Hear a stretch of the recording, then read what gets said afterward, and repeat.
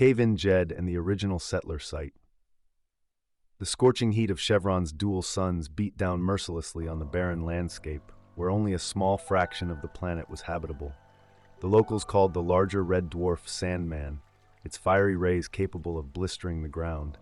Domes dotted the habitable areas, providing some respite from the noon rays that could kill almost instantly. Cave-in Jed, a young and adventurous boy, had ventured into the wasteland with an off-worlder named Egg. Their throats were dry and parched, the desperation of their situation evident.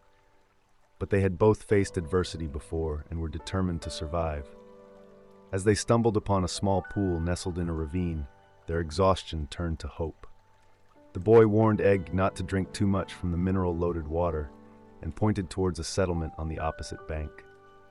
He mentioned the legendary Old Jed, a name that stirred curiosity in the man. Leaning back into the meager shade offered by sparse vegetation, Egg's attention was drawn to the hollow sound of the spring emanating from a crack in the rock face. Intrigued, he bent down low to the water's surface and caught a glimpse of a small underwater cave beneath the waterfall. The temptation was overwhelming, and Egg couldn't resist. He jumped into the pool, his feet barely touching the bottom as he approached the deep trench created by the falling water. With a low dive, he managed to avoid the main impact of the waterfall and tried to peer beyond it. Exhausted and gasping for air, Eggy was unexpectedly pushed back under by the weight of the falling water. Panic set in as he turned and frantically swam towards the cave he had seen. Meanwhile, Cave-in had cautiously made his way to the broken-down colony structures, a desolate feeling permeating the air. Startled by a loud bang, Cave-in heard a raspy voice from a shack warning him about monkey business. It was Old Jed, the man he had heard stories about from his father, Overload. The boy introduced himself and mentioned being with Ig, an off-worlder. Old Jed's voice became thin and tense, questioning Cave-in about his intentions and whether he was alone. The boy reassured him and left to retrieve Egg, who had finally emerged from the underwater cave.